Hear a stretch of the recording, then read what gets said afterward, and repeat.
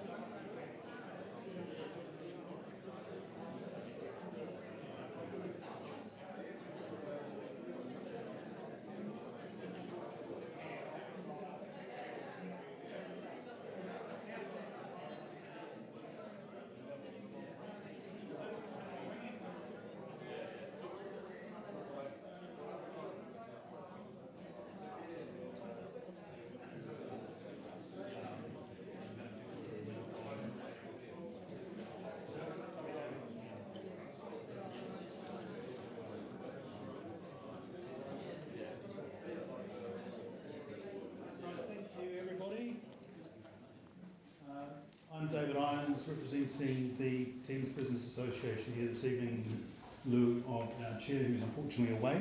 So welcome everyone.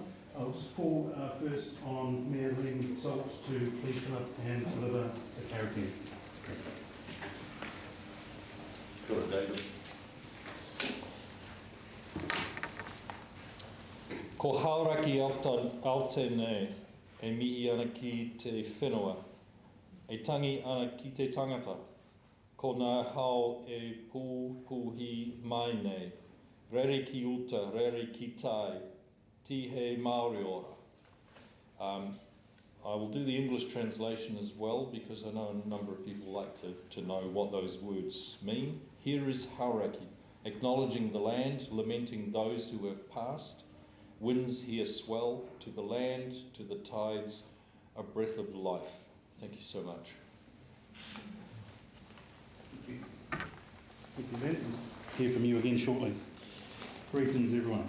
So, a little bit of housekeeping, if we can stick off the evening. So, should the fire alarm go, or any other alarm, it'll be quite loud.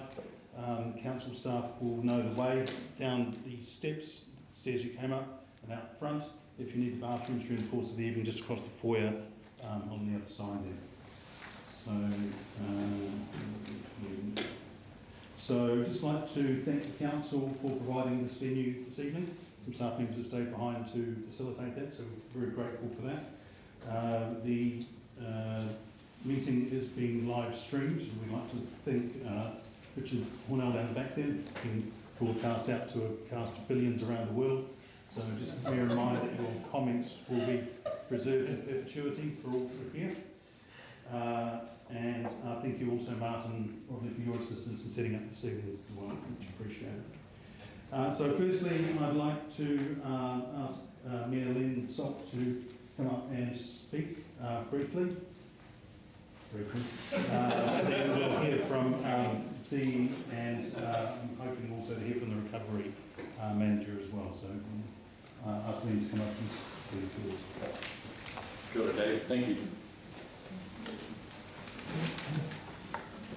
Kia ora tātou, e mihi ana kia koto katoa. Tēnā koi David, tēnā koi Sue, and tēnā koi Aileen.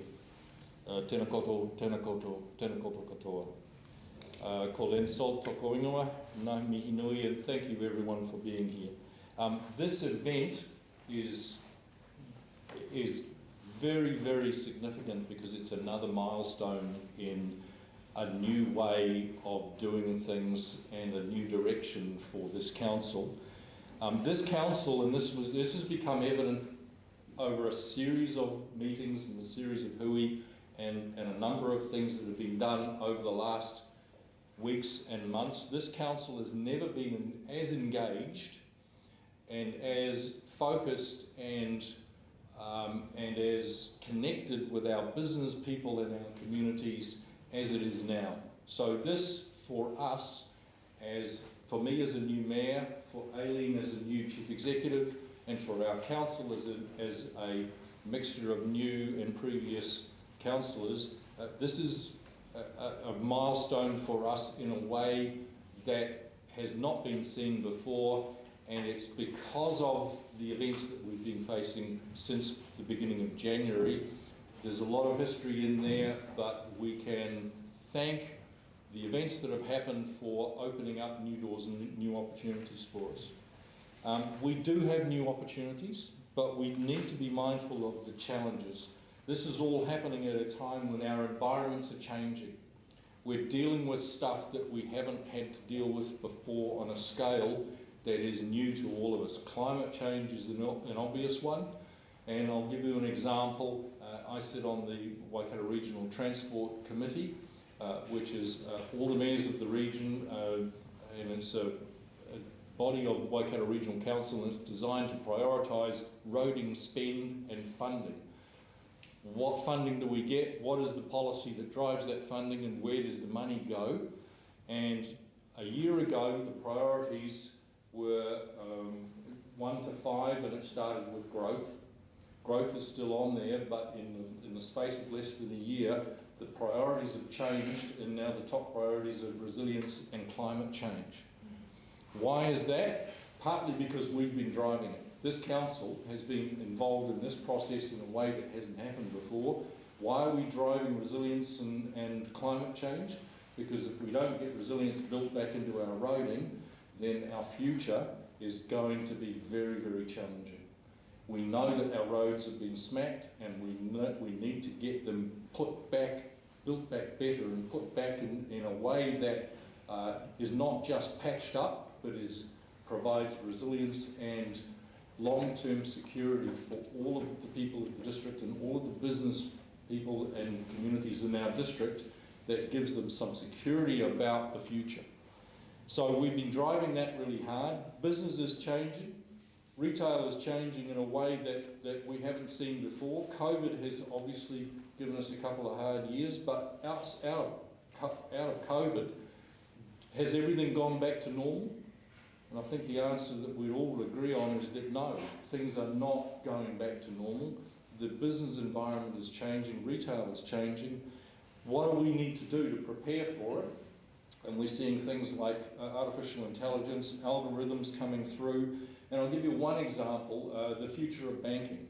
And we've been in discussions with the business, the Bankers Association, who are putting together a banking hub in Whangamata.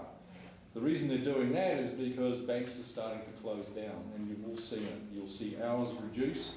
The future is banking hubs and banking going online in a way that hasn't happened before. It's a challenge for our elderly community.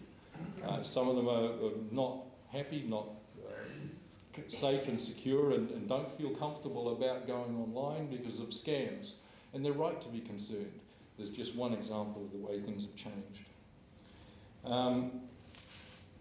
So the key thing that we're really trying to focus on as a council is, yes, we're dealing with challenges, and you'll see the way that some of this work is being done today, but this is also about opportunities. We've had more visits from government ministers in the last few weeks than we've ever had in the history of this council. It's a very welcome intervention on their part, because what it means is that they're taking our problem seriously, and it means that we're getting funding to help our businesses through in a way that hasn't been done before. But it also means that we're able to focus directly with the government on priorities for funding in the places where it needs to be, and the strongest message that we've been able to give the government is that we need our local voices to be driving the decisions.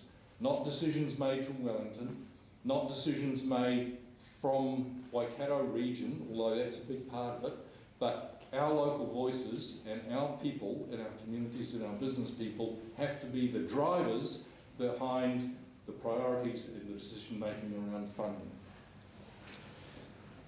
So we're very fortunate in that we have an amazingly capable team of operations people led by Aileen and Stephen in the recovery area. You'll hear more from them in a minute. But one of the things that we're doing as a council is we're taking a really close look at the structural changes that we need to make. The reality is we're going to face a couple of tough years economically. There's no sugarcoating that.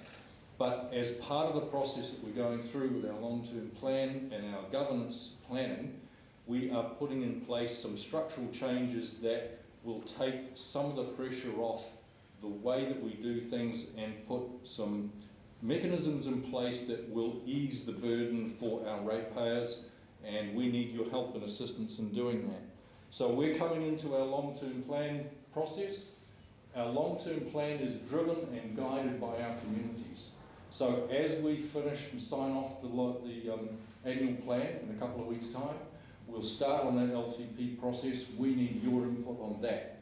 So really what we're looking at is, what is the future of our community going to look like in 10, 20, 30 years' time? We need to start thinking now about what that vision looks like, and we need your input to do it.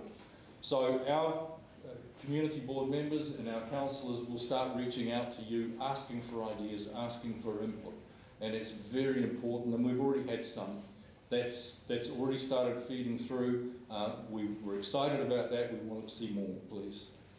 One of the things that came up, and this is really important to discuss with you at the Regional Land Transport meeting yesterday, is that we're about to see hundreds of workers come into this district to start working on not just State Highway 25, 25A, but the rest of the roading network as well, and our local roads.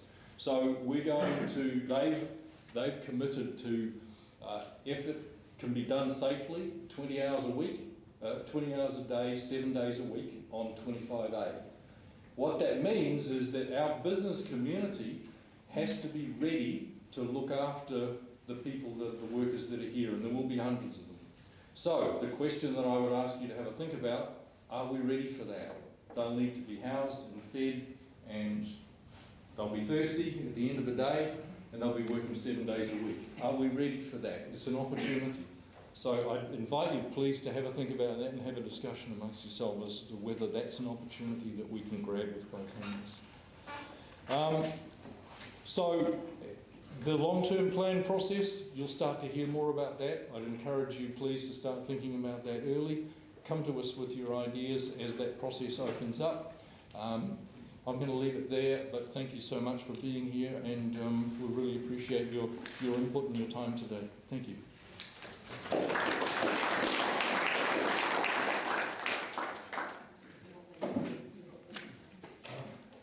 Thank you, Ben. Sounds like we'll just start getting some night shifts going, which will be good for town. Can I call on Aileen Lowry, please, Chief Executive, to offer up a few words? I'm going to bring some friends. Okay. Hopefully get someone to drive for minutes. I'll drive. Okay. So last time we spoke to you, we just sort of had some random off the top of the head thoughts. So this time we thought we'd do a little bit more professionally and actually do some preparation and put together some pictures, which are always good. And Len was supposed to be up here with us, but you can come back later if you like. Flick over to that. This was Len's introductory slide. Yep, so it speaks for itself. So look, I've been in the role now 9 months, and the first 2 months was under the old council.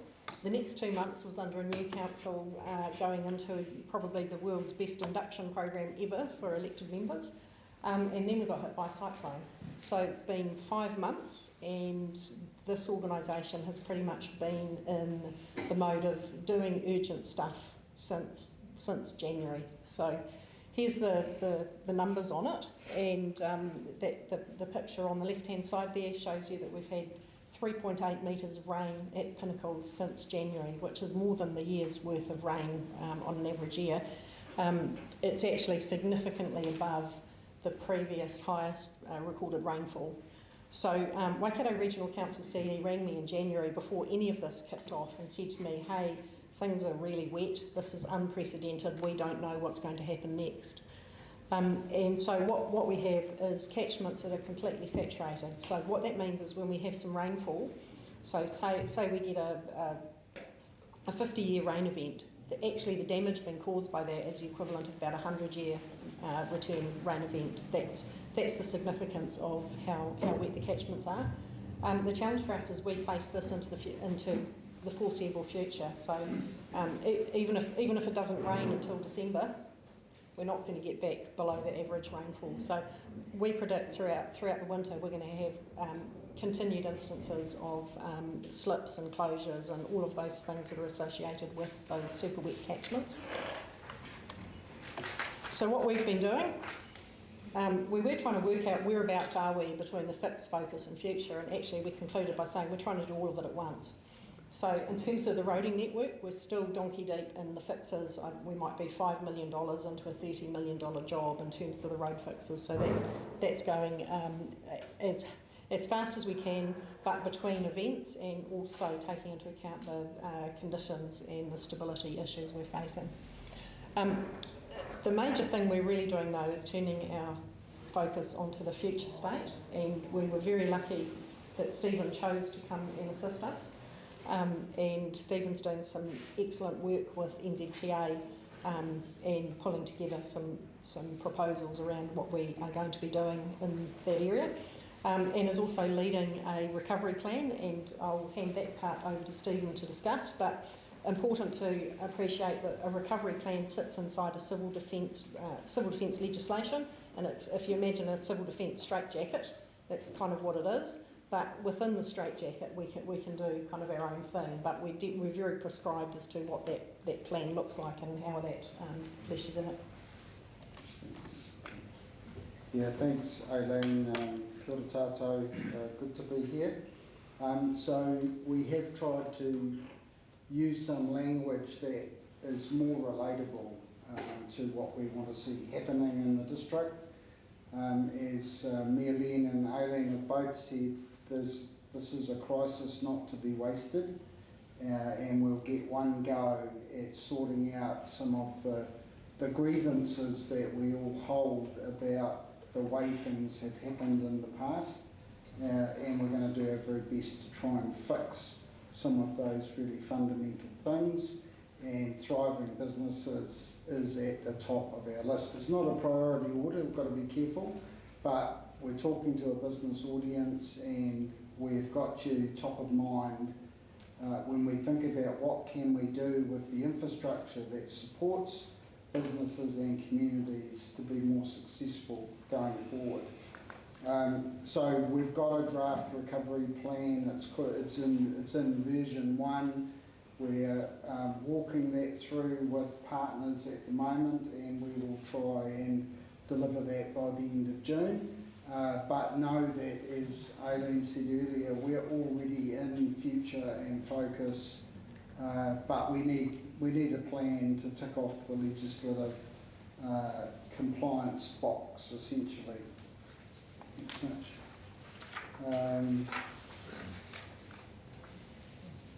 Central government.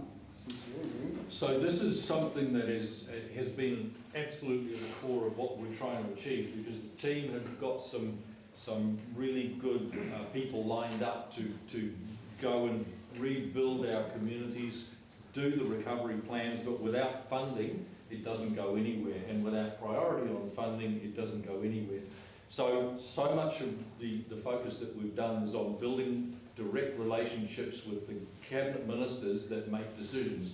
This started right back at the beginning with the first visit from Minister Mackay, who was the Emergency Management Minister.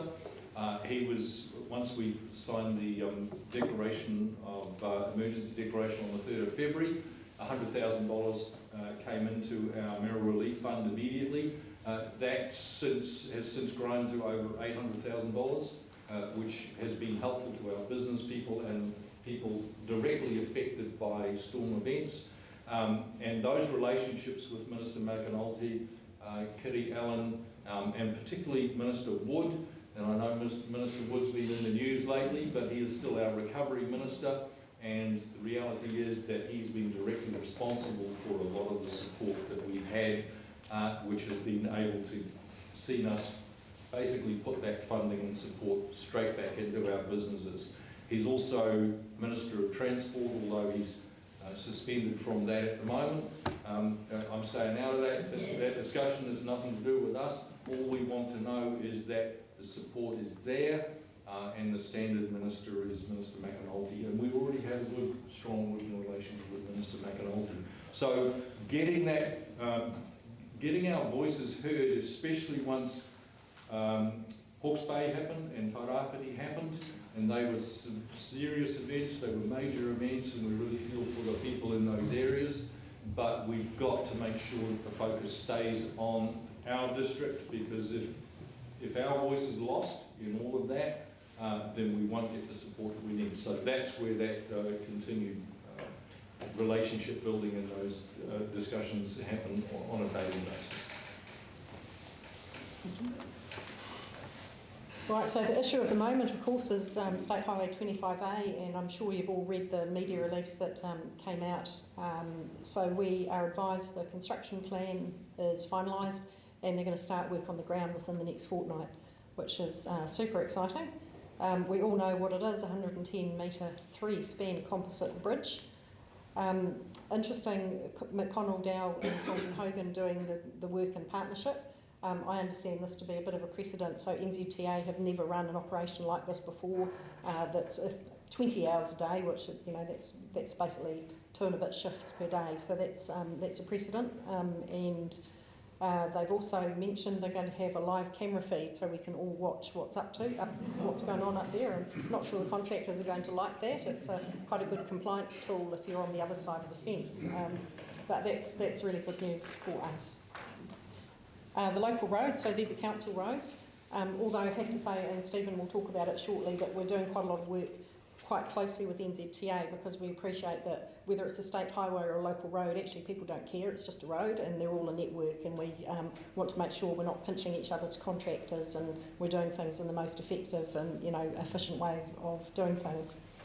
So the Tapu Coroglen, we were a little bit disappointed when we found that the ground was really super unstable and they couldn't get in the bypass lane.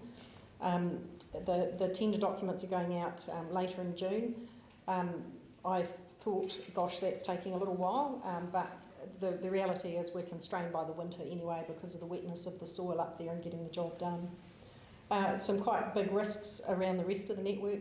On the local roads, there's issues at Takuma with the ooze coming out of the hillside, so we're getting some pipes in there to de-water it and doing what we can up there, but quite a few other places around the network that continue to be of concern.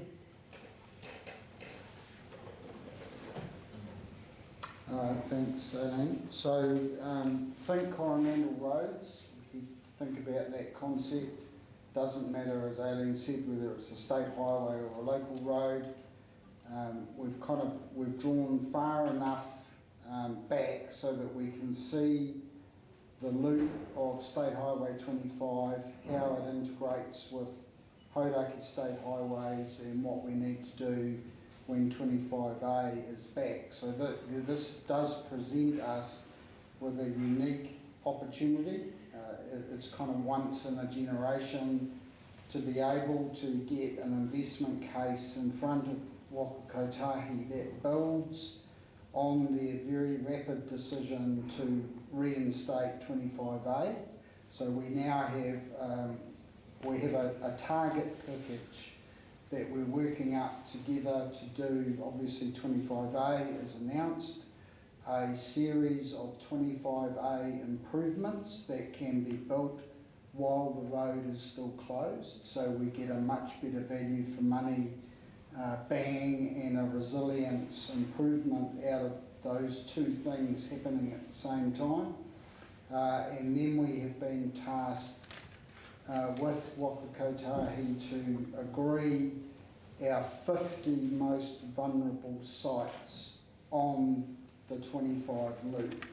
Some of those will occur on adjoining state highways, but the vast majority of the 50 are going to land in Coromandel roads, and we are going to leave no stone unturned to get that investment case nailed.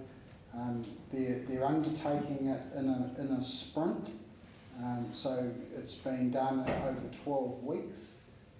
That is pretty unusual, and it's lightning speed for an agency to move at that pace, and we need to play our part to make sure that that things get sorted and that we do learn to collaborate with each other as we deliver this investment case up. That, and Marilyn has mentioned, there are going to need to be some fundamental things that we do differently around procurement, accommodation, support for construction workers, and how we move people around to make sure that we can do as much of that work as possible, as fast as we can, so that we rebuild the confidence in our communities and in our businesses that the network is much more resilient, will withstand these more frequent weather shocks, and will be able to connect people to what you need to do on a daily basis in your busy lives. I think the partnership is going very well. The crisis has occurred in a way that means urgent action is demanded, and that's a great place for Marilyn and Aileen to be as leaders of the district. So I know we're live streaming, so I need to be careful that we don't speak too much for Waka Kotahi, but I hope that gives you a flavour of what we're up to. Sorry, Stephen, I just want to add, one of the things that I found really exciting and encouraging in terms of the work that Waka Kotahi is doing on this sprint is that this work is not being done in Wellington, and it's not being done in Hamilton or in Tauranga or anywhere else. It's being done in this room. And for me, and as someone who's deeply invested in seeing a good outcome for this community, knowing that that work is being taken so seriously that they're doing it right here in collaboration with Wakotahi and our own council teams is fantastic. I'm really encouraged by that. Cool. Kia ora folks, my name is Mitch. I'm the Economic Development Lead here at TCDC. I'm going to spend just a couple of minutes talking about the support that Mayor and Aileen have been referencing. So probably the most significant project that we've been working on is the business recovery grants. Some of you may have heard about it. It's been quite a big project, and just actually to talk to the advocacy with Wellington, that the initial amount of funding that project was given from MB was $1.5 million, and 2 months later we were on our way to paying out nearly $8 million in grants, and that happens because there's a whole lot of hard work in advocating for the needs of our communities. So it was $8 million worth of grants, 540 odd applications. Almost everybody was awarded funding who had their application in before the deadline. It was a really big project, and then because of the way the funding arrived in multiple tranches, some people might have only received one payment and other people might have received multiple payments. But the infographic on the screen, if you can make it out for Thames, about 21% of the grants were awarded to Thames community or Thames businesses. Most of them retail, and the rest of it is pretty much just a normal spread. And thank you, Aileen. And the other two pieces of work are the Mayoral Disaster Relief Fund. So the Mayoral Disaster Relief Fund was almost 900 grand, and to date nearly 450,000 has been distributed to community groups and individuals, and the remaining amount is going to be delivered in a more targeted way to community organisations, and there's more work on that coming as 2 social navigator positions are appointed or start on Monday, I think. So we're building a capability to work more closely with community groups in that space.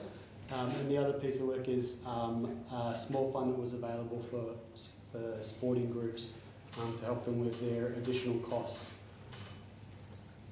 So the challenge for us as council is that a lot of this money is pass-through money, so it comes to council and we have to pass it on. So we've actually struggled to actually get any contribution from government to actually handling the money. So if you haven't seen Mitch for a little while, that's because he's been donkey deep in applications, and the team there have done some really good work. It's really soaked up our finance team and the checks and balances that you have to have, and some of the money was a bit slow getting out because of the scale of the checks and balances we had to have in place because we're a public accounting organisation. So that's been a little bit challenging, but I stand by. I think it was the right thing that council picked that up. It could easily have been delivered by a regional agency from the centre, but I think it was the right thing that council picked it up, and these guys dealt with it as close to the ground as we could get it. So that's where we got to on that. And as a council, I think no one would wish this on anybody, you know, the cyclones and the impacts. But having had it, I think it's one of these times when you can't waste a good crisis. There are so many good things that can come out the end of this, and so many ways that we can work better with other people for the benefit of the community. And as Len said, there's so much we have to do differently going into the future. Now's the time to kind of leapfrog ahead and do that. And so we weren't quite sure who was going to speak to this last slide, but these guys, and Waka Kotahi are actually missing, they should be on there too, but all of those people are actually working together really well, and this doesn't happen very often. As Stephen said, it's a once in a generation, probably almost a once in a career opportunity for some of us to pull together and work in that kind of environment. And these guys are actually writing joined up reports, which is for those who are in the business group, to get a report from all of those agencies on one piece of paper was absolutely amazing. So if we can point everybody in the right direction, then you get sort of a collective impact from the amount of activity going on for the benefit of our communities.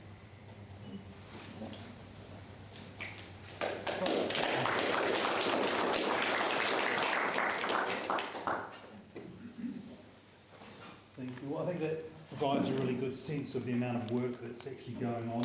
I think it's easy sometimes to wonder what happens at council, but clearly people are working very, very hard, very, very diligently, and I think we're all very appreciative of that effort and that collective effort. Now, this meeting this evening is the second of two meetings. It's not been two. The first was the forum that was held back in 20th of January. And at that time, there was an opportunity for people, community, to highlight some areas that they wanted to address and they thought were priorities. And so a number of those were taken away, collated. And I just call on Peter Rebel to come up and just speak to some of the topics that were most pronounced, I guess, would be the issue. Thanks, David. And if the technology doesn't work, you just have to listen. So what you're going to hear from after me, or with it, what you're hearing is from the Thames Promotion Group. So that's a self-titled group of people who have get together, meeting every second Friday since March sometime, around Thames promotion. So where did this group come from? If you recall the first forum that David just talked about, what came out of there were a whole lot of ideas. And so what we did was then formed a simple stakeholders group to have a look at all those ideas and to work out which are the things which were the important priorities, which things did we need to move ahead with. As they went through that, it became clear that there were some very, very clear priorities. Number one priority was State Highway 25A. And it was noted, first off, that was something that we as a group couldn't do anything about. Certainly Waka Kotahi could do something about it. And it's really encouraging to hear the way things are working between Council and Waka Kotahi. It's great getting the regular updates. It's great hearing that they're going to be on site. Fantastic to hear they're going to be working 20 hours a day, 7 days a week. Really, really good news. The sooner, the better. If it could get done tomorrow, that would be really good. We know that that's the big issue that is confronting us. So we, as a group, realised we can't do anything about that, but we mentioned it to Council, so that and to encourage Council to really work well with Waka Kotahi, and that's clearly happening. I guess we're going to find out sometime in the next month or so as to what the completion date will be once they get more information about the project. So that was 25A. When we look at the other things that came out, the number one thing was Mary Street. And should we open up Mary Street? And in the first meeting of the stakeholders, and we ended up having two meetings on consecutive Fridays. In the first meeting, there was a very energetic discussion about Mary Street for about 35 or 40 minutes. But what ended up coming out of that was the realisation and the agreement that what needed to happen with Mary Street was a decision that rested with the Thames Community Board. So the stakeholder group sent that off, if you like, to the Thames Community Board with a clear statement of what the meeting had said about Mary Street, and that's where it now sits. The Thames Community Board are awaiting a report which is being prepared at the moment, and just yesterday, I think it was, up on the TCD website is a survey that's been commissioned by a third-party organisation on behalf of council to understand the good things and the bad things about Mary Street. The positives, the negatives, or positives, negatives for the business community, positive, negatives for the community generally. So I would request and encourage you to please go and complete that survey.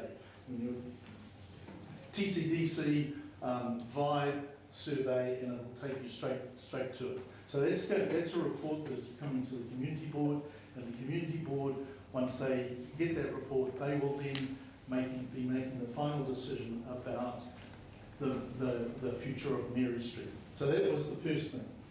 The second thing that came up was website. We need a website. We need a website that tells us about Thames. And that was, the steering group agreed that it was a really valuable and critical thing. And so you'll hear a bit more about it later, but the website, which does not just a business directory, but also is the sort of thing that if a visitor went to, they would find out kind of everything they need to know, where they could go, what they can do, where the businesses are, etc., etc. So that was the second priority. The third one that came up was the info centre. And remember, there was quite a discussion at that first forum about the info centre and why is the info centre gone, etc., etc. And it was agreed that in an ideal world, an info centre is somewhere where you can go in and you can talk to a human being and you can ask your questions and you'll get answers. Well, the info centre has been a TCDC budgeted activity, and at the moment all that budget is allocated to what is currently the information centre. That contract expires in June next year, and that would be the opportunity where we would be looking at doing something different with that. Notwithstanding that, the steering group felt, can we do something to supplement and do something, a virtual site, a virtual information centre. And so once again, that's been taken into consideration around the website. So that was the third thing. The fourth thing that came up was signage. And it was stated very clearly that when Mary Street was closed, there was going to be signage at either end of town indicating to people very clearly about where they could go, how to get to whatever it might be in town and so on. Those signs didn't end up materialising for whatever reason, but it was agreed that that would be something that needs to happen. And once again, there'll be more on that later. And then finally, there was the very loud statement of, we need to promote Thames. We need to promote Thames as a destination. We need to make people aware that this is a place that you can come to. So if you think of those things that I've just talked about, Mary Street, the website, the info centre, signage, promote Thames as a destination, those last four, the steering group grouped them together and said, we want a promotions group to take these ideas and make them all happen, basically, and drive them forward. So that was the genesis of the Thames Promotion Group, which is what we're going to be covering here now. In the group, we have had two representatives from the Thames Community Board. We've had 3 representatives from the Thames Business Association, and the promotion group has been chaired by Sue Lewis O'Halloran in that group. We've had Monica Lang with the work that she's been doing with the Facebook site. She's been part of the promotions group. Richard Hornell, who's been doing the video down the back and is a sort of expert with websites. He's been part of it. And Brent Courtney, who's up here trying to help Martin get the technology going. Brent Courtney is a resident of Thames, moved to Thames about a year ago from Auckland. And Brent has come with a great deal of experience and expertise around brand management. He did a lot of work in the rebranding of Telecom as Spark. He's done a lot of work with Auckland City Council in their branding and so on. And Brent offered his services to help part of this promotions group. So what you're going to see this evening, is kind of where the promotions group has got to on the initiatives that the stakeholder group tasked us with. To this point, it has been entirely unfunded, right? So the time that Monica has given to this project, the time that Brent has given to this project, everything that's been done has been unfunded. There's been no specific funding. But as you'll see, we're at a point now where we're saying, right, now is the point where we need to launch off with some funding. So that's what I wanted to do. There are a few slides I was going to have there, but that's all right. And at some point... Sorry, it was working before. It was working before, of course it was. Of course it was working for 2 hours. Yeah, that's right.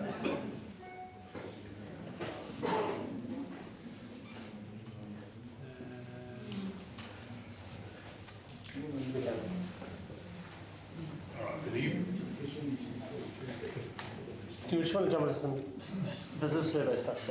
Yeah, so what we'll do is, whilst the technology's reviving itself here, is call on Sulu O'Halloran. So there has been a visitors and residents survey conducted in the last few weeks at the initiative of the promotions committee to try and get a feel for what it is that people want, because I think there was the concern that we make assumptions they may not be the correct one. So what actually was it that the residents and the business community want? So Sue's had a good response and she'll provide some feedback now on it. Thank you. Good evening, ladies and gentlemen. We did we call it the cheap and cheerful, no resources survey, but it was really quite outstanding. We had nearly 300 responses in just over a week. And we asked a series of questions. We asked 8 questions. I was hoping to speak to a slide, but that's all right. The first question was, do you live, work, play, or are you visiting? And over 80% of the respondents live here. 15% work here, but don't live here. And the remainder are visiting, which means there's only 5% visiting, picking up supplies, etc., passing through. The impression of our town, this was probably one of the most important questions we asked. The shops, the cafes, the CBD. 50% love it, found it interesting. 50% found it dull, tired, boring, or wouldn't rush back to visit. It's a bit of a reality check. On the positive side, we had really lovely responses about Grahamstown. And often, come on folks, the rest of Pauline Street needs to pick up its size. But fair enough, because they're also doing some very good work there right now with the painting in the building. On the downside, we had comments, run down, tired, dirty, needs a repaint and a cleanup. Fortunately, a lot of these things can be done relatively inexpensively. There has to just be a great deal of will. I'm just going to read a quote because I can't tell you how impressed I was with the number of people who took the time to tell us really constructively what their concern was. This person wrote, if Thames wants to draw more visitors, then shops, cafes, and attractions need to reflect that in their opening hours. What they are offering, which is quality, local, and innovative, needs to reflect who we are in Thames, our history, our culture, and looking to the future, a town capable of positive change. That's probably one of the most important comments I got, and I was really excited when I read that, because I thought this person really gets what we need. On the shopping experiences, is it working now? Yes, we are. Oh, I don't know where you got to. so I'm on to number 3. Cool. So 45% had a positive expression about shopping, and 55% found selection and hours were limited, or were disappointed at the lack of interesting shops and poor customer service. On the positive side, we had good variety and service, really good service. On the downside, we had, it was all about the opening hours, days, holidays, long weekends. And again, these are other people's comments, and I'm just going to read you what one person said. Actually, I'm going to read you a couple from this, because this is quite telling. I think a lot of the small shops operate on the idea that, quote, it's the long weekend, I deserve a break, end of quote, instead of, quote, it's the long weekend, let's go extra hard while there's more money in town, end of quote. Then another quote was, Thames is tired and very set in its ways. Trying to get any type of meal there on a Monday night is a waste of time. I'm not going to read the rest of that. Encourage new business into Thames and keep it fresh, and do your best to keep the ones we have by helping to promote them better. The thing I loved about this survey, it segues really beautifully into our recovery strategy. So I think you'll see that in a minute. Were food choices and service in our local cafes or restaurants acceptable? This is a good one. 86% said yes, 14% said no. Great lunch choices. Poor for dinner, it's the downside. Need more variety and options. Closed Monday or holidays. Need a bar in town. Another quote. Some of these quotes are a little painful, I apologize. Thames can't even dream of becoming a tourist town if visitors can't get a decent meal when they want one. So that was a little bit of an eye-opener. Visiting, or which attractions have you visited? Number 5. I won't dwell on this, but because there were a great many people who had visited our attractions, which was pretty exciting. And there were the other 48% in the second part visited Dock, the Tararoo Art Gallery, the Small Gauge Railway, the historic churches, Kauranga Valley Visitor Center. There was a mix there. Which have you explored?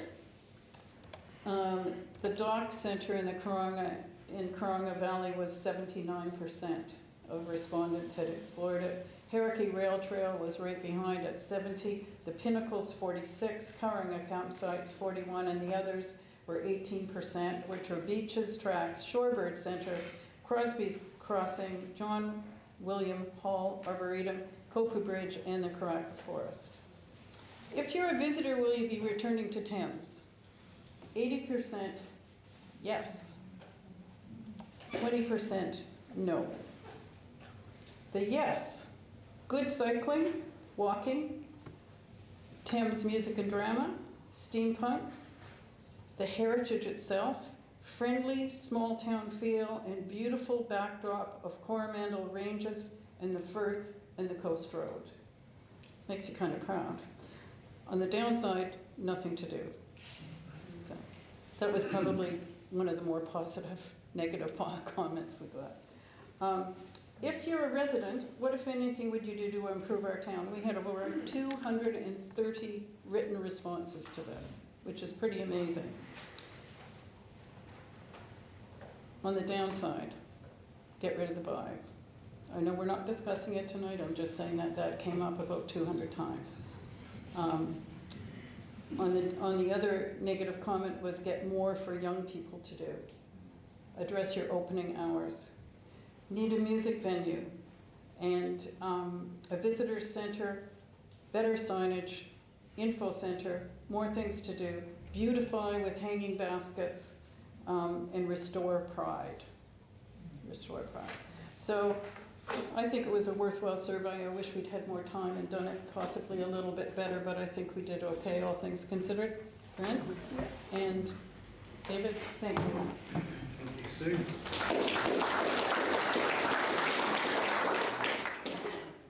So, interesting influence of opinions there. Obviously some people very positive, some people quite negative. I don't know if you've included this, but something that springs from that is we could become the intermittent fasting town of New Zealand. 3 or 4 times a week, right? So, you've got to take the positives where you can. Now, before Fred starts here this evening, I'd just like to reiterate what Peter said. There's been an enormous amount of effort that's gone into this, and Brent, Monica, there's just hundreds and hundreds of hours have gone into this, and it's all been offered up on a volunteer basis. So I think it's worth acknowledging that. So Brent, I think your presentation is going to be fantastic. Everyone's going to really enjoy it. Yeah, so raise the bar right there. So with that, Okay, great. thank you very much. Okay, so my name is Brent Courtney. I am a brand strategist and now resident of Thames. I chose Thames for a reason to come and live. It offers great balance as a resident. You've got the river. We live up the Kauranga. We've got the river up there. You've got awesome schools around for the kids, and you've got the Coromandel to go surfing and stuff all the time, which is a bit of a challenge, but it's not nothing compared to what you guys are facing. But I came to, first of all, Peter's my neighbour. I knocked on his door and go, hey, how can I help? I heard I missed a forum the other night, which was this one a little while ago. How can I help?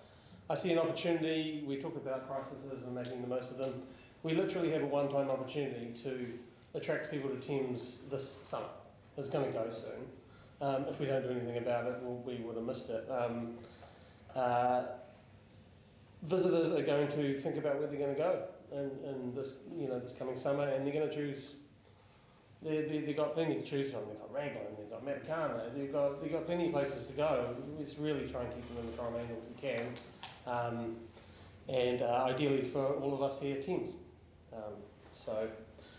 This is just a little recovery strategy. It's probably a lot of common sense. It's a lot of I've found old documents from councils. A bit of some of the ideas have been validated in these. The customer survey helps validate some of it as well. So this is a strategy of what we ideally want to do if we've got a budget, of how to move the needle and make Thames a destination town.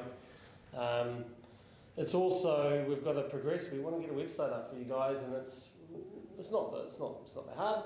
But what we've got to do is we've got to make it more than a yellow pages. We've got to add some brand to it. We've got to tell our stories and all of that. So the problems hurting our business, you guys know them more than me, but we've got the COVID lockdowns and the summer cyclones and the closed roads, which is causing all sorts of problems, not just for visitors, but people from Whangamata trying to come in, or Tauranga trying to come into Thames to stock up on their, it's a service town, you've got to admit that. We've got the inflation, the cost of living crisis is hurting everyone, including smaller margins for everyone, so we're all making less money. We've got an often closed perception, which doesn't really help. It doesn't match any visitor expectations. We're seen as a gateway, not a destination, so we've got a bit of a perception problem. And we don't control our image or essentially elevate our offerings, so we leave it to the media, to talk about us, and we don't even control our own image. We don't have a website to tell people what to do here.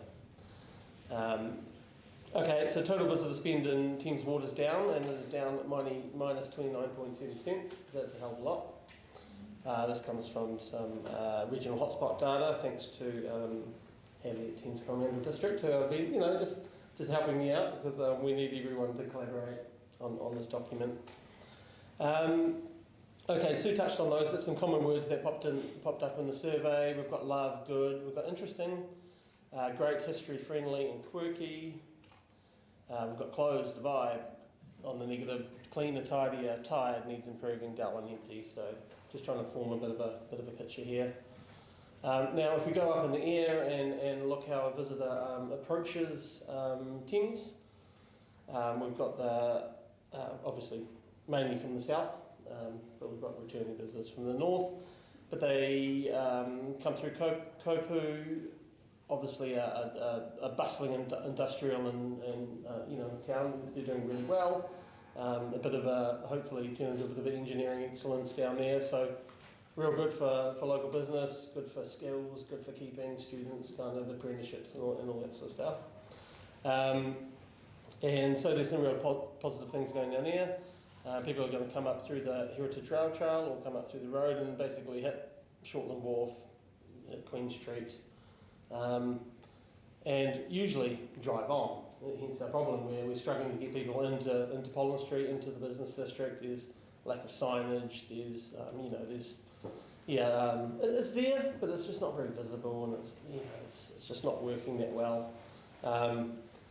We're not doing good enough things to pull people into town. We're not quite there yet. We're not pulling people in. Easy first cab off the rank that could flow through the rest of town could be starting to work on Grahamstown as a heritage or visitor district. Again, the amazing history there. We need to tell our stories. It's a small area that could be worked on. Could attract new business there. It could attract visitor businesses there. So we're not all forced to open along Pollen Street. Maybe just a visitor district opens longer hours and tries to cater for the visitors coming in. We've also got a possible Kauranga River Trail that could take people up into our Adventure Valley, which is an amazing resource. It's pretty much one of the reasons I moved here, having that on my doorstep. Started trout fishing since I've been here. I don't catch many, but there's a few up there. It's just this beautiful place in the world that's one of our best assets, and I don't reckon many visitors really stop and have a good look at it. Linking up the end of the rail trail up into Grahamstown would be really important from a bike trail perspective. You don't need to physically do anything, you just need to call it a trail and people drive it. We need to mark it on a map, it's not much more than that. And we're really just trying to divert them up into Pollen Street and up into Grahamstown to spend some money with you guys, a bit of a high value visitor.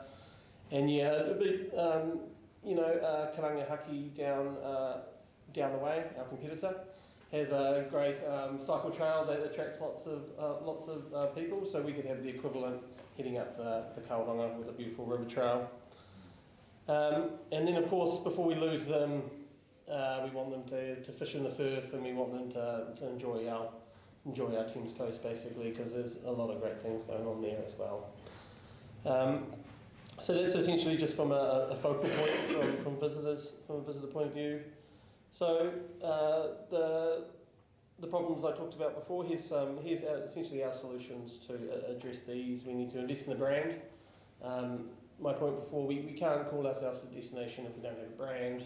We need something, we need our logo to put on our website, but not only do we need that, we need to figure out essentially who we are, what our common vision is, what do we want to, what do visitors want to think of Thames when you say Thames, you know what I mean? We need to change perceptions of what people think of us. Currently, we're probably a bit tired and bored. We need to change that. We need to move that, and so we need a brand to help us control our image. Basically, we need photography. We've got no decent photography to use, if you know what I mean. It's we've got to manage our image. We need to invest in the website, which we've talked about. We need to invest in visitor basics, which we talked about, which is info signage, wayfinding to help people better experience things when they come in. We can direct them to Heritage Walk over there, Grahamstown's over there, Kauranga's up there. We need to improve the offering. So what we've already got currently is a pretty great foundation. We probably need to collaborate a bit better. We need to package some of our deals up and promote them. Essentially, just improve our offering. How do we take what we got and be smarter and be more business-like about it? And we need to invest in the product, which is kind of the big ticket items. But how do we improve Grahamstown? How do we improve the rest of Pollen Street? How do we, do some proper investment for some placemaking work? to essentially, for when people get here, for when we promote and get people here, the experience doesn't under-deliver. We need to deliver. And last but not least, we need to invest in promotion, because if we don't have the hook in the water, we're not going to catch any fish at all. Yeah. Okay, invest in a brand. What does that do? It identifies, investing in a brand, it identifies our key differentiators, which we've got plenty, by the way. We need to find a common vision to work towards. It's obviously a bigger job than just a brand. It's these people here as well to try and figure out this long-term thing. What do we want to, how do we see ourselves in a few years, and how do we get from now to there, essentially. We need to help us stand out from our competitors, because we will get business taken away from us. So we've got to, like any business, we're a business. We've just got to, hunt our customers. We need to tell our unique and distinctive stories. It's really important. If you go into MB, the ministry, and you look at their definition of what New Zealand towns should be doing, they're saying tell your distinctive stories. So essentially lines up with what they're saying, and this is essentially Brand 101. We need to find a creative platform that essentially is otherwise known as a tagline, or ideally it's a platform that's a kind of a creative filter on all we do, to be just to drive consistency, to kind of make an emotional connection with our viewers as well. And what that's going to do is hopefully change perception and invoke some pride in residents as well. So that's we need a brand. Wellington's obviously got one, Wanganui's got one, Taupo's got one. A lot of towns have got one. I see digital advertising coming through all the time, just social stuff, but it's come and visit us, and we're not doing any of that. Okay, personality and so this is an update of what we're doing in the brand spectrum, because we've got to start. We want to deliver a website pretty fast, because we know how urgent this is. We want to deliver for you guys. That's one of the things you said you wanted, and we can deliver on it. But we need to create a brand. Now, there's a couple of ways to do that. There's a really slow way, which is involves really stakeholder involvement, and it's pretty slow and laborious, and it costs heaps of money. Yeah, and so this is what I do for a job. I'm proposing, and we've been talking about this in our promotions group and sharing it around. So we're in the process of creating a brand for you guys. Now we just need to look at it. There's a bunch of brand strategy and truths up here, which I got told to take out because it's way, it's way too busy for what I'm talking about here. But I guess some stuff you guys can, for the non-brandies, can understand. If Teams was a person, we're quirky and friendly, yeah? We're interesting and insightful. We've got a mix of old and new. We're down to earth, we're authentic and real, and we're a natural storyteller. We've got so many historians in town, it's not funny, there's untapped potential here. And again, what does this mean for us? Now, we've been, taglines are super hard to nail down, but if we look at our key differentiators, our biggest assets is our history and also our natural resources. Now, we need a tagline to kind of work across all of these. Whatever we want to promote, we want this line to work across them both. So explore interesting is basically come to Teams and explore interesting. You can find out about gold mining, you can find out about Māori history, you can head up the Tauranga and find out about the logging up there. There's just everything we should be telling our visitors to go do should have this deeper historical context, and there's no reason why we can't add this historical context to a lot of things, because you go stand in the end of Victoria Street where the little bit of shoreline is. But if you know there's a par there, it like completely changes your perception of where you're standing.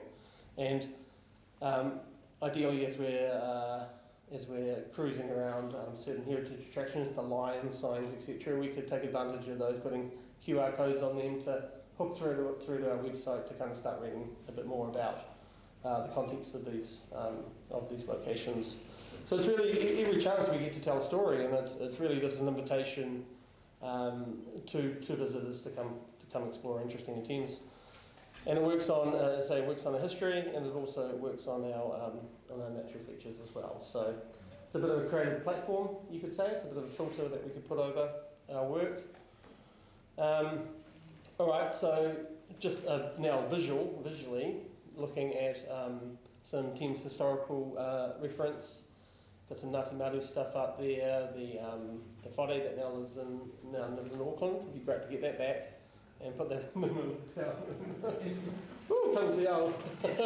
Can't see our attraction. Anyway, we've got the stingray of Ngāti Maru as the protector of the firth. Then we've got Pollen Street. We've got so much amazing history. It's seriously not funny. I could fill pages and pages of this stuff. And it's been fun to check out the Treasury and a few of the sites, and I'm still working my way around the sites. Now, Thames we need to say Thames somehow. So we need to create a logo. Let's just get to the bottom of it. We need to create a logo and put it on our website. What's that going to look like? So just taking inspiration from all the type I see around town, quite industrial and quite, we've got this industrial, like A.G. Price, there's an ironmongery feel about it. It's rustic, it's gold mining, so it's quite solid. But ideally, what we can do is we can trace some of these fonts. We can create. I really want to create some fonts for you guys based on what we like, literally historic fonts, and I can redraw them and package them up as fonts. So, as a business, we can you guys can use them for new shop signage and stuff like that. So, again, just trying to bring a historical context and bring it back to your businesses. If we look at some modern inspiration, it's a bit of this field guide look and feel. We've got these badges here, and I just wanted to we're old, but we're also new as well. We don't want to come across as some fuddy-duddy town. We've got to get this nice little tension of old and new. Let's make a logo for Thames. So I didn't make it. It's here. It's up in the Thames Goldfield. It's the same font. We've used the same font for supplement. So Thames. It's not a bad starting point, if you know what I mean. It's pretty hard to get you approved, if you know what I mean. But this is just a process. We're just updating what we're heading through here. But not only that, I think this is a really good chance to invoke some pride around the districts of Thames as well. So what if we create a Kauranga Valley little badge as well, and we can all wear T-shirts and be real kind of proud of our little regions. And again, it's this is the town wearing the brand. It's pretty good advocacy as well. Or we can make a Thames Coast little logo, just obviously reflecting the natural cues of the areas. But just having a bit of fun. Okay, so a website. Obviously, Taupo's a pretty good website. You can see the little packages. You can do little half-day tours, and people are collaborating, and it's obviously a really compelling offer when you come up to the website. But we need to firstly create a business directory. We need to give visitors info on what to do and where to stay. There was something that came out of the survey that just don't know what to do when they're here, but there's plenty to do if you know what to do. We need to promote our attractions, walks, trails, and tours. We need to give residents a place to follow events as well. There's a little event section on it. And there's just something nice about people out of the region coming to events as well. Big and small, coming to the Nissen group or to a bigger event. And most importantly, it gives us a platform to lead our brand, tell our historical stories, which is really important. And also our Ngāti Maru stories, which I've had a couple of consultations with Kelly and Watty, and they're essentially giving us our blessings to tell these stories as well, which is important to keep talking to these guys. Okay, so if we create a website, Thames, business directory, scroll down, there's a plethora of businesses there. The problem is this is just essentially you can use these little filters to refine them, but I think what we need is a bit more of a editorial approach on top of this. So think of TripAdvisor, like top 10 things to do in Teams. So we need to create some stories and modules. So if that was the business directory up there, which you'd grab and shop, we'd be landing on, this would be our landing page. So kia ora from Thames. Thames is literally one of the most interesting places in New Zealand. You know, it's our point of view on the thing. It's what we're saying about ourselves. And again, we could use these modules, explore interesting walks and cycling trails to explore around Thames. You click through to that, a little bit of a TripAdvisor or like a Denizen article about it, and then you can just read more about it, you know, and just understand what there is to do, and then you can go and plan your trip to Thames and stuff. So, just from a visitor perspective, interesting places to explore up the Tauranga Valley, just giving them that historical context for basically everything. It's an attraction, but we've always got a little bit of a story to it, which I think is important. And a bit of a getting to know Thames, a bit of a planning your way around. You can see the little districts come to life. We can just plot a heritage walk on it. You know, we connect up with the networks. Monica's got a few ideas, and the network's got a few ideas. So we just you know, get walking tours around, get buses in. You know, we need to work out all this. Okay, those are the basics. Install large info signs at, I believe, at Danby Park, where the Freedom Campers are. They're milling around. They're worth some money. Also in Pollen Street and Grahamstown, we'll have some large-scale visitor signage. Create a map of 100 interesting things to do in Thames. Just a really fun little map. Just again, there's that brand thing coming to do. 100 interesting things. We're really an interesting town, you know. Hopefully over and over, and we keep repeating this. This is what we'll become known for. These can go into motels. They can be picked up from places or downloadable from our website as well. Install wayfinding signage. Like as you go down Queen Street, there's nothing to tell you to pop into Pollen Street. There's nothing like interesting shops down this way, or even pointing towards Grahamstown, even pointing out our attractions. They get pretty lost around town. Now there is signs around town, but they get lost. So I'm going to freak you out in a sec. Install picture frames. So these little guys down here. I think it's a really good way to control image. So pop one up at Thames Coast, pop one up in the Tauranga, pop one perfectly aligned with a nice church with leaves or something in Pollen Street, and people will start shooting that, sharing that online, and that's kind of how our image changes and gets shared, rather than taking a photo overcast mud flaps, if you know what I mean. We're getting a bird colour and a bit of water, and hopefully a sunset. Because that's the thing, we do have better sunsets, we've got better fishing, we've got a lot of better stuff than over the other side. We just got to talk about it. That's controversial. Upgrade the town sign. Like that is our heritage is gold, is very one-sided of what we offer. It's just about heritage, it's not about our natural attractions, it's not about, we could have Explore Interesting up there, we could update the top of Thames just with our new little logo if we like it, and just give it a little bit of a refresh, or we could tear it down and build something else, because it's more of a look at us and look at us change type moment. Like a big new town sign is a bit of a PR piece rather than anything else. No disrespect to the Lions group and stuff that put that there. Okay, sorry, this was just touching base. It's just a mock-up on 100 interesting places and things to explore in Thames. So you can just see how they're saying we've got no information on stuff to do in Thames. We're going to give them information overload, and we're going to give them heaps of history. We're going to direct them. Now this is our interesting filter. Now if we're Explore Interesting and we use that as a creative filter over things, what's our signage going to look like? It could look pretty interesting like this, and it's more about surprise and delight, and again a PR piece. This would attract attention, and so not too far away from a yellow sign, but just with a bit of fun in it and a bit of quirkiness, because that's our personality.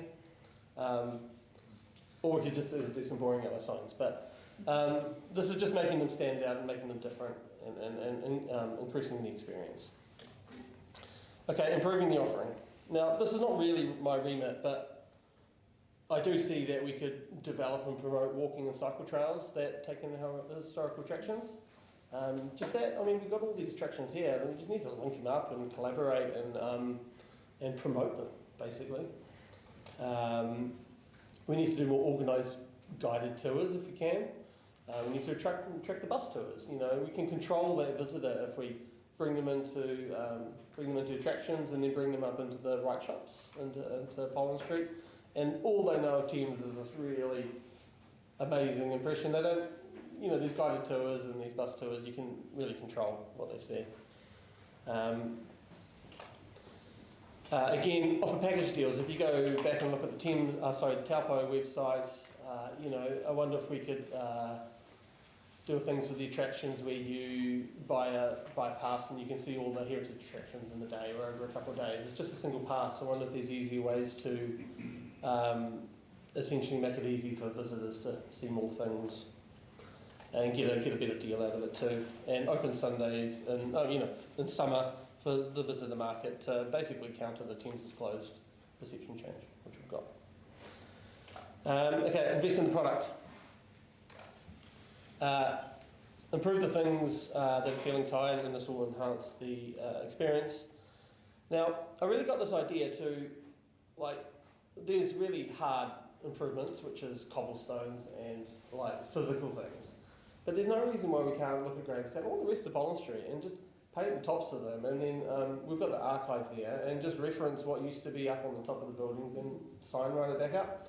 If half the town was done that will give, it'll change our perception of our town. We'll feel we're visually more historic, and it will give people a reason to pull in and have a look. Basically, we need to do things for people to visit Poland Street. Basically, try new things, and I believe it doesn't take much, and I think that could be a really bang for our buck way to do that. Again, I talked about those fonts. I'm seeing lots of fonts. I'm a bit of a type nerd, but I want to make fonts for you guys that we can redo our business signage with, you know, back on your facades. Because there's a whole lot of awful branding downtown. Some can't change. Noel Leemings won't be able to change because they're fully branded corporation. But there's no reason why some of the smaller businesses can't change from their current offering to something a bit more historical. Like the more people do it, the more our perception changes of we're a historical town.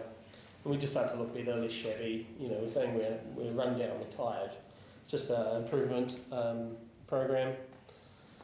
The Kauranga River Trail, to get visitors to enjoy our world-class conservation park. It's such a great asset. We just need to get people up there. It'd be a bit of a brilliant ride up there. And upgrade our town and placemaking, just general placemaking seats and cobblestones and areas for people to sit. The vibe's a placemaking thing, but I guess just the right placemaking is super important. And I'm really keen to push Evie into to basically signifying where some of the old paths were, just through some sculpture or some palisades or poe. Just for visitors to understand where, you know, the context of where they're standing again. So that's a bit of a invest in the product. Invest in promotion. Again, you can't catch a fish if your hook's not in the water. So we've got a one-time opportunity to, I wouldn't say advertising guarantees visitors this summer, but if you don't do anything, there's no guarantees that visitors are going to come. So we've got to do something. So we've got to, first of all, we can promote the website. Hey, everyone, we've got a new website, and look at all the things we can do here. They start to see what our brand looks like. They start to see we care, and we're hungry for visitors, basically. We need to promote our historic walks and trails. Niche. It was identified in an old visitor solutions document. Create a niche walking and cycling town. You know, if we've got all these heritage attractions around all these old buildings, it's really the perfect way to see it, isn't it? Slows people down. There's already that market coming in, and obviously you can certainly drive it too. I'm not saying you have to. We need a summer campaign to get visitors and to see Thames. Like you can experience a slice of the Coromandel in Thames, only 90 minutes from Auckland, if you could say, you know. So we've got a lot going for us. We've got better sunsets. We've got literally better fishing than over the other side. We've got better walks. So we've got a one-time opportunity to say to people they can enjoy that quintessential Kiwi summer in Thames. The promotion of local events we should be doing, like steampunk, etc. Whatever else is going to come, we need to get behind them and just get more people here and make them bigger. We need a social presence, we need digital, we need billboards going down State Highway 2 just to be a presence. You see things once, it's not until the second or third time you actually do something about it. We need some search engine optimization because a lot of, Teams has got a bit of a challenge that we are Teams New Zealand, not Teams obviously UK, so we need some pretty snazzy search engine optimization behind some of our Google searches too. And lastly, we need some classic PR to attract businesses into town, which is super important, and to attract new residents as well. New residents, super important to invigorate towns, bring younger blood in, bring working families as well. More tax. Enlightenment. So this is a little bit about the Ngāti Maru stories. We've had a couple of chats with them about the strategy. I really need to get into specifics with them now. They've given us their blessing to tell their stories, which is super cool. I've kind of given them a list of interesting things that I want to hear about the legends. I want to hear about the meaning behind Kauranga. I want to hear about the pinnacles. But they got a lot of stories to tell, and they're keen. If we look at our Te Ao Māori worldview on these things, we've got a maturanga, which is to enlighten. So it's just bringing about these core ideas into our brand, and you can see how Explore Interesting and what we're trying to do to tell our stories is pretty much the same core idea as what we got here, or to share knowledge, understanding and insight is the same as well. And I definitely think we should start to be visual about it as well, because you come in here, there's little Māori tourism around here, and with proper consultation if they're obviously keen, I would recommend elevating that. So that's essentially this is a big page, and I don't expect you to read it all, but these are the groups of work. So we've got brand development at the top there. We've got a website. And then we've got 6 of these focus areas that we should be talking about. We've got the visitor basics signage on the left. We've got improving our offering, which is the walks. We've got the cycle trail offering. We've got the Grahamstown. We've got the promotion, and then we've got Ngāti Maru stories. So essentially, that's the plan on the page. And I'll design outcomes if we do all this work. Give visitors info on things to do. Give them a reason to pull in. And give them a better experience when they do. Increase visitors, stay and spend. Create a vision for us to work towards. Differentiate ourselves from other towns, which is super important in the branding world. Like, if you're going to look all the same, you're not going to really stand out. You get to stand head above your competitors. Change visitor perceptions, which is a big deal. And increase community pride and prosperity. And I have one great new business. So ideally, if we do all this work, voila, hopefully some things might happen, but we might need to track these. Okay, a phased approach. So we've got some pretty urgent stuff to do because we're hurting here. So you can see we've had to start, the green line is now, but we've had to start on some strategy and brand development, which I just showed you, the website. So would obviously seek consultation on this, seek feedback. Let us know what you think. Do we have a feedback number, 0800 number you can call? So Yes. We do. We'll let them know. There's an email address you could you can email us, and we can maybe have this document to share as well. Yes. Yep. And we're also we've got a business directory as well, so we'll be opening that up and making sure all the info is correct for you guys as well. You've got the right photo you want to pop up to represent yourself, the right information. So that's kind of now, and that's where we are. So we've got a little bit, not far to go to finish that. But as I say, we've done all this for nada, like basically we've just been working hard at this because we think it's super important for the town, and obviously moved here, want it to be proud as prosperous as possible, but we do need some funding to finish off that bit of work. We need photography, we need content on that website. So we've got a bit of a gap of funding there. And then we've got basically the rest of the strategy that can roll out across short and long term as well. And that's me, and that's kind of that's. But hopefully you enjoyed you enjoyed the strategy and you know, sharing what we're up to on the branding and the website.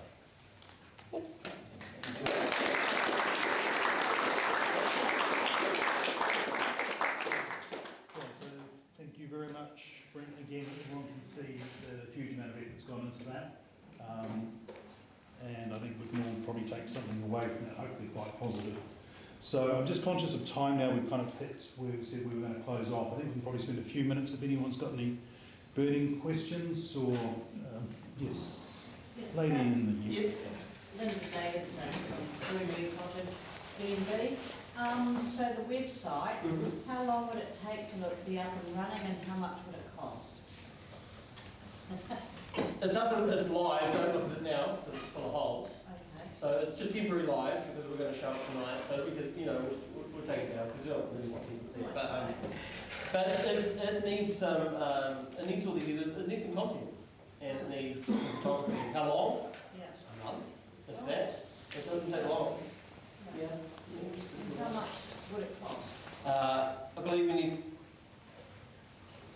30 to 50 grand to finish off the branding, the website, and give us some momentum into other things as well. 30 to 50 for the Yes. website? Yes, Okay. and branding. So I've had a quote for a full-on DOP flash, beautiful advertisement for television, and that was 30 grand, 60 seconds. So it's 30 grand seems quite a lot. Yeah, it's people's time. It's people's time. Yeah, and it's Differentiate, if you could, Brent, Yes. between the cost of the website and the branding. I know they're married. Yeah, However, right. the website doesn't cost that. So we ballpark costed everything, yeah, and this is going to someone that doesn't know us to pay for it, because we can't ask for favours all the time. And that's what it will cost from start to where to go, including content. Right. And then we've got branding as a 30 grand. We need photographers. We need, you know, we need to do more consultation on this work here. You know, we need to craft. We need to do stuff. I mean, I think there's always going to be options that are cheaper. We've got to deliver something that's actually going to be of value. So just Lynn, you had a question. You were first. Your hand up. Yes. To me, a lot of that work that you're looking at doing on that website should that not be covered by the Destination Coromandel? Yep, so there's probably some overlap here between some activities, but I think it's fair to say that the Thames Ward has probably been a little bit underrepresented, and the concern here in the business association is for Thames Ward. So I think that's where we would place that question just at the moment. I don't want to take too many direct hits up here this morning, this afternoon, but it's probably a fair point. Sorry, just I just got a quick question. Is there like website included like advertisement and everything? Like, are we going to advertise that all website on the like suppose like YouTube or like Facebook or Instagram? Are we going to like thinking about anything of advertising? We should like to attract more people from outside who doesn't know what is things like. Well, once we finish the website, that's the info portal. That's the information centre. It's our mobile information centre. Yeah. So I think it's important to bear in mind that this is a starting point. Oh, this This is not the finish. This is not the end. This is not a deliverable that's going to get turned on tomorrow. This is where we're starting. So back here in We do section. need to promote that once we've built it. We need to promote it. We need to tell people we've got a website. Come and check it out. Look at all the things we can do again. We can do like it. a social campaign. Yeah. Great. Thank you so much. Yeah. Thanks, David. Firstly, I want to thank Council, Business Association, and particularly the Promotions Group and Brent for the amount of volunteer work that you put in. The big challenge, as I see it, is that this is not new. We've been here past. In 2016, the Thames Community Board funded a Thames promotion plan and funded $90,000. It's on the wall over there. Yeah, that's right. It's great. So this is the challenge. This is the challenge. I think we need to be real about this, because this very project was funded, fully funded, well, it was funded to the tune of about $90,000 7 years ago. That budget wasn't fully spent, but a website was developed with all of the imagery and all of the things that we talked about tonight. And then it was inexplicably turned off. What's different this time? So my question to everyone here, but particularly to Council and to Thames Business Association, is what's going to be different this time to actually implement it? What's it going to cost? Where's the money going to come from? And how is it going to... You've got a plan there, Brent, and I think that's fantastic. But I'm just experiencing a huge event of deja vu here. Oh, we totally, 100%. This could go nowhere, or everyone get involved and make it go somewhere.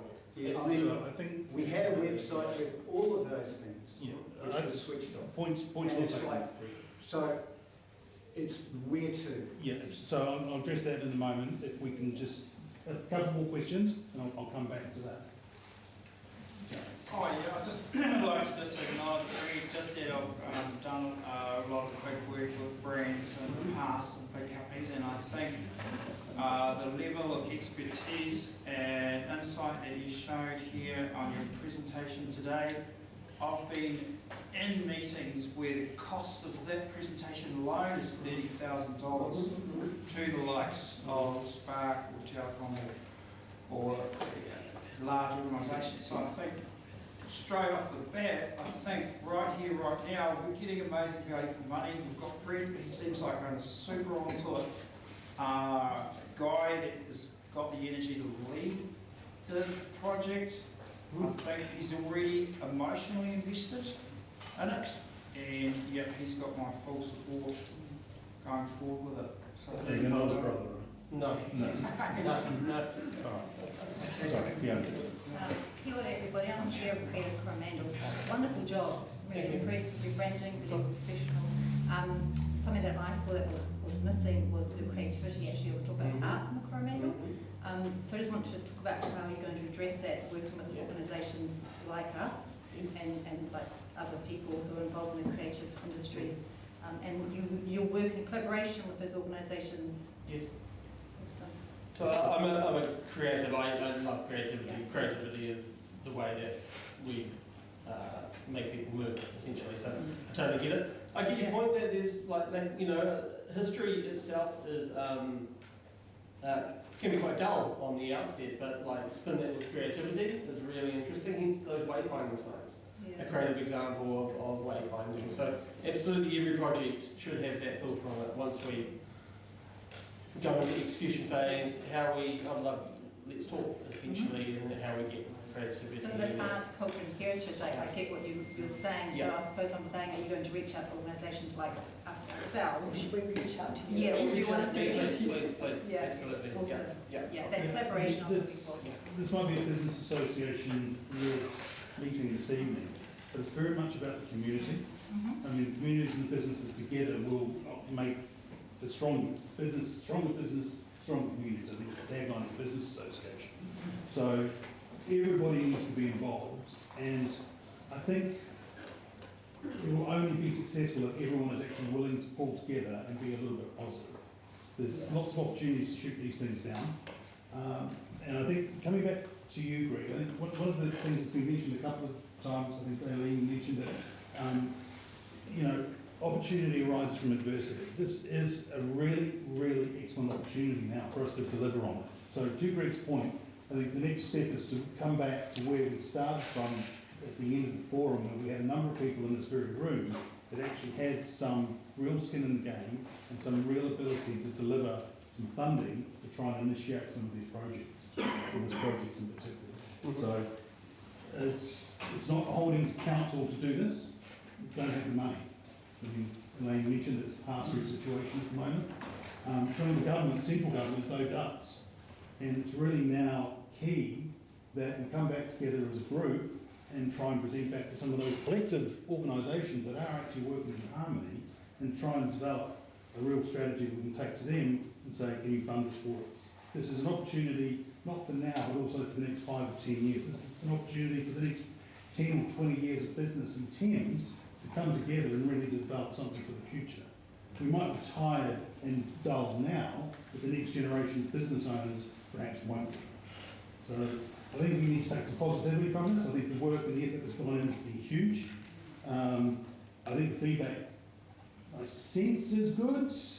People have got some questions, but I think by and large we've been well received here this evening. So to that end, I just like to thank everybody for attending. The live stream will be able to be linked from the Business Association Facebook page, and I think that's probably going to be the portal in the interim for some feedback if people would like to provide that. Positive would be really good. Constructive criticism will be accepted. Remember that. Thank you to the council for providing the venue and for everyone for staying late this evening and putting in extra time. And I thank you all for attending. And I think on that note, we can call it a wrap unless you have anything else. I just think really firm on next steps because we don't want to go out here and do nothing. So like, you know, really going back to that funding group or really doing some community initiated funding as well if we're really keen to make this stuff happen. There's no reason why the community can't make these things happen as well. Not just go back to and keep asking. I'd like to say though, I think that it's quite a big ask for us to be funding our money when we've already had it come up with saying 30% down in revenue. I think that we're lucky that we're surviving right now. You know, those businesses who are surviving, there are people here whose businesses are closed down. So I think that somewhere there should be some money, perhaps out of that cyclone recovery fund that could be allocated to this. That's very, very valid points. It's very hard to ask people that are doing it tough to dig deeper. But the opportunity is, though, that we've had this downturn and there are all these government organisations to participate in that. But the initiative has to be driven by, it's your ideas, it's not for council to say you're going to do this, this and this. Once you've got your ideas formulated, come to us, sit down, and we are working behind the scenes to try and find pathways to make this happen. So that work hasn't stopped at any stage. So we're hearing you and the work's going on behind the scenes. So yeah, but the ideas have to be yours. It's your businesses, your towns. It's not for the council to say do just this and this. So but great work so far, and just keep it coming, and we'll try and make it happen from our point of view. On the feedback piece, if people aren't comfortable on Facebook, can communicate directly with the Business Association. The address is manager at townsbusiness.co.nz. yeah, it's on the website, it'll be on the linked on the Facebook page there as well. So we do appreciate feedback and comments. All comments are valuable. You know, there's a lot of opinion around what should happen and what could happen. To Greg's point, you know, something needs to happen. You know, we really, really need something positive to happen to help us here in the short term, but also to develop this opportunity in the medium and longer term as well. So I think everyone's working towards that. We all love to see it happen. Right, thank you all very much. Thank you.